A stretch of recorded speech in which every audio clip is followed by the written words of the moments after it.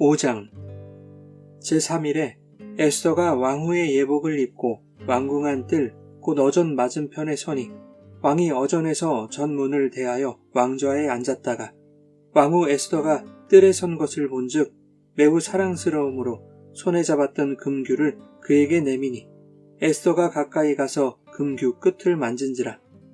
왕이 이르되 왕후 에스더여 그대의 소원이 무엇이며 요구가 무엇이냐 나라의 절반이라도 그대에게 주겠노라 하니 에스더가 이르되 오늘 내가 왕을 위하여 잔치를 베풀어 싸우니 왕이 좋게 여기시거든 하만과 함께 오소서 하니 왕이 이르되 에스더가 말한 대로 하도록 하만을 급히 부르라 하고 이에 왕이 하만과 함께 에스더가 베푼 잔치에 가니라. 잔치에 술을 마실 때에 왕이 에스더에게 이르되 그대의 소청이 무엇이뇨 곧 허락하겠노라. 그대의 요구가 무엇이뇨 나라의 절반이라 할지라도 시행하겠노라 하니 에스더가 대답하여 이르되 나의 소청 나의 요구가 이러하니이다. 내가 만일 왕의 목전에서 은혜를 입었고 왕이 내 소청을 허락하시며 내 요구를 시행하시기를 좋게 여기시면 내가 왕과 하만을 위하여 베푸는 잔치에 또 오소서 내일은 왕의 말씀대로 하리이다 하니라. 그날 하만이 마음이 기뻐 즐거이 나오더니 모르드게가 대궐 문에 있어 일어나지도 아니하고 몸을 움직이지도 아니하는 것을 보고 매우 노하나 참고 집에 돌아와서 사람을 보내어 그의 친구들과 그의 아내 세레스를 청하여 자기의 큰 영광과 자녀가 많은 것과 왕이 자기를 들어 왕의 모든 지방관이나 신하들보다 높인 것을 다 말하고 또 하만이 이르되 왕후 에스더가 그 베푼 잔치에 왕과 함께 오기를 허락받은 자는 나밖에 없었고 내일도 왕과 함께 청함을 받았느니라. 그러나 유다 사람 모르드게가 대궐문에 앉은 것을 보는 동안에는 이 모든 일이 만족하지 아니하도다 하니 그의 아내 세레스와 모든 친구들이 이르되 높이가 50규빗 되는 나무를 세우고 내일 왕에게 모르드게를 그 나무에 매달기를 구하고 왕과 함께 즐거이 잔치에 가소서 하니 하만이 그 말을 좋게 여기고 명령하여 나무를 세우니라. 여러분 좋은 아침입니다. 오늘도 말씀의 은혜가 여러분의 삶에 풍성히 임하기를 소망합니다. 에스더는 사흘간의 금식을 마치고 드디어 왕 앞으로 나아갈 준비를 합니다. 왕후의 예복을 갖추어 입은 후에 에스더는 비장한 마음으로 왕의 보좌를 향해 나아갑니다. 왕의 부름 없이 나아가는 자는 누구를 막론하고 그에게 왕이 금규를 내밀지 않는 한 죽임을 당할 것이 왕궁의 법도이기 때문에 에스더는 죽으면 죽으리라는 마음으로 왕에게 나아갔을 것입니다.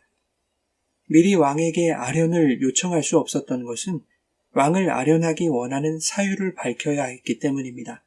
그 사유가 유다 민족의 진멸을 막아달라는 것임을 왕이 알게 된다면 왕궁의 2인자인 하만의 귀에도 들어가게 될 것이 뻔했습니다.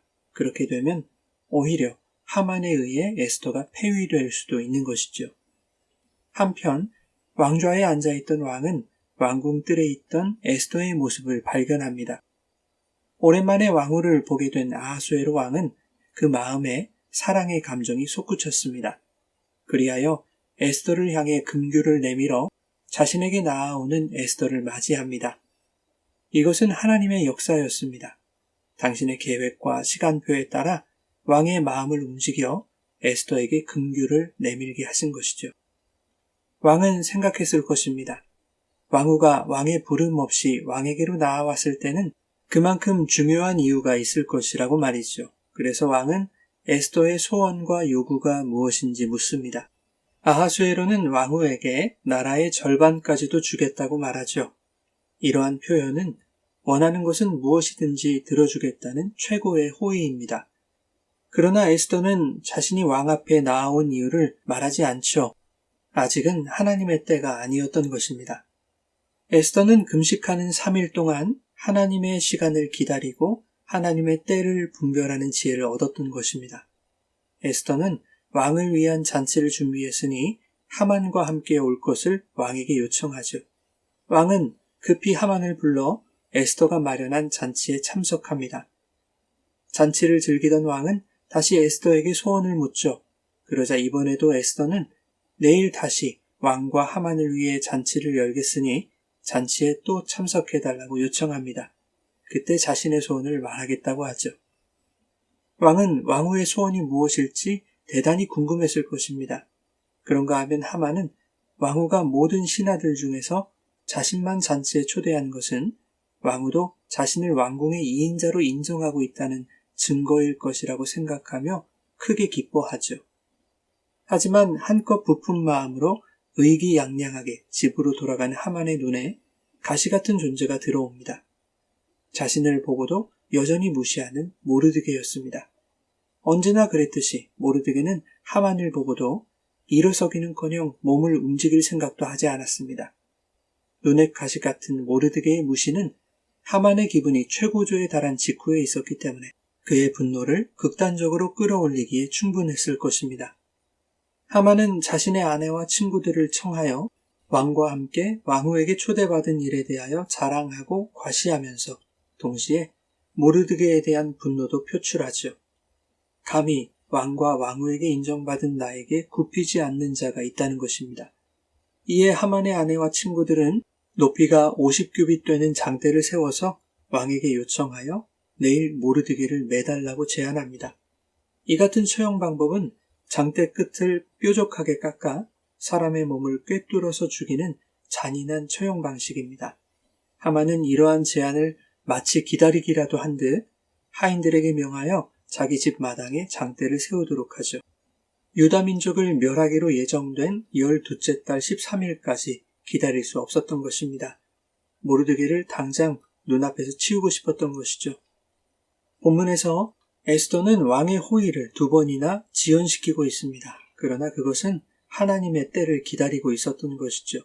마침내 하만의 부인과 친구들의 제안대로 하만의 집에 장대가 세워지기까지, 즉 하만의 악랄함이 더욱 확실하게 가시적으로 드러나고 하나님의 선하신 역사가 더욱 극적으로 드러날 모든 준비 작업이 이루어지기까지 하나님의 때는 당신의 시간표대로 정확하게 준비되고 있었던 것입니다.